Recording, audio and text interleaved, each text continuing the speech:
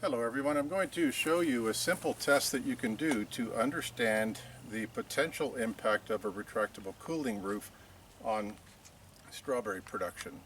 So we are in central Mexico right now at about 2,000 meter elevation, and it is March 30th, and you can see that we have a tunnel with white plastic here. And if you come closer, I'm going to show you the change in the plant structure and development. So it's now 12 o'clock in the afternoon, and we can see that the direct sunlight is hitting these plants from say 7 o'clock in the morning until now. So these plants have had 5 hours of direct sunlight. And we can see that the leaves are really green and shiny, and we've got fruit coming that is of a good size. And at the moment we move over here, we can see that the same variety, this is Albion, we can see that we're having significant problems with red spider, not a lot of new flowers, and small fruit. So just to understand what this white roof is doing, if we come over here and we look at what is the soil temperature,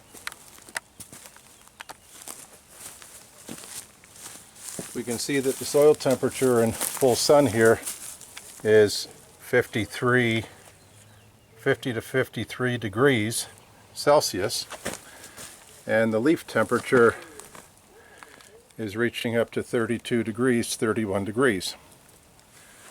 Now once we go under the white tunnel roof, the soil temperature has dropped to 37 from 53, and the leaf temperature has dropped to 24, 25 from 37.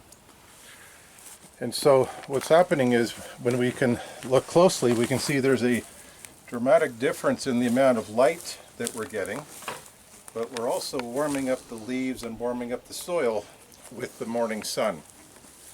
But then we are protecting these plants after 12 o'clock, and now we have these plants never had direct sun. These plants had direct sun during the early morning. When we go over to this side, this is now the west side, and we can see that we don't really have the same effect here. A little bit along the edge, where these plants are healthier, more flowers and fruit, but the moment we go inside, we can see we don't have that same green leaf here and small fruit. So even though the air temperature is 22 degrees right now, the plant temperature and soil temperature is changing dramatically. And so with a retractable roof over the strawberry crops, they could be extending this harvest. Instead of finishing at the end of March, they could be extending the harvest into May or June. These Albion crops were transplanted in May, and so they were growing vegetatively, growing plant size through the summer period. And so the target is to get the maximum production during the October, November, December time frame, because that's when the prices are highest. However, the white cooling roof, which is required from the heat, is actually blocking too much light and too much heat during the winter time, which is resulting in a reduced production. So they are able to start the harvest in October, which is ideal, but they're getting a lower harvest in the winter because of the cold, and then they're shortening the harvest time because of the loss of plant health due to the climate underneath the white plastic. One of the interesting discussions we had here today was we observed that the red spider pressure was higher in the center of the tunnel than it was for the plants that were close to the edge that had direct sunlight. And we couldn't explain why, because the plants here will actually be hotter in the direct sun, and the humidity will be less because of the direct sun. And we know that red spider tends to thrive in hot, dry conditions.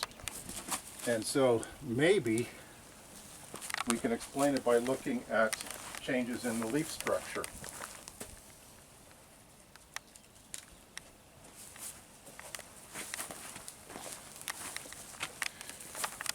So we can see that there's a very high waxy surface on the leaf that was exposed to direct sunlight.